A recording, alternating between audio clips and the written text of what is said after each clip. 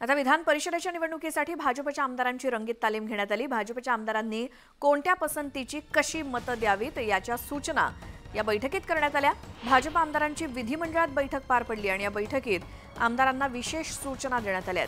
मतदान कसं करावं याची रंगीत तालीम साध्या कागदावरती घेण्यात आली। शिवाय कोणाचं मतदान वाया जाणार नाही याची काळजी घ्यावी अशा सूचना देखील वरिष्ठांकडून सर्व आमदारांना देण्यात आल्या।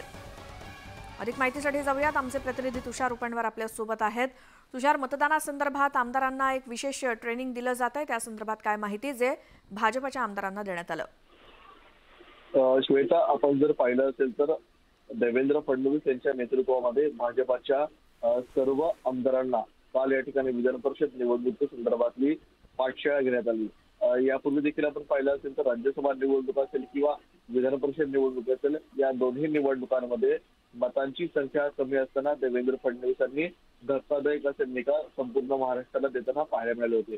आणि त्याच देवेंद्र फडणवीस यांच्या नेतृत्वामध्ये सर्व भाजपच्या आमदारांची आपल्याला काल पाठशाळा होताना पाहायला मिळाली। या पाठशाळेमुळे विधान मंडळामध्ये भाजपच्या 5 उमेदवारांना नेमकी कोणत्या आमदारांनी पसंतीची मतं द्यायची या संदर्भातली सूचना करण्यात आलेल्या आहेत। त्याचप्रमाणे त्या ठिकाणी जे पोलिंग एजंट असणार आहेत ते नेमकी कोण असणार आहेत हे देखील त्या ठिकाणी ठरलेलं आहे। बिलकुल तुषार, धन्यवाद या सगळ्या माहितीसाठी। त्यामुळे सर्व भाजपच्या आमदारांना सूचना दिल्या आहेत मतदानासंदर्भात काल उपमुख्यमंत्री देवेंद्र फडणवीस यांनी।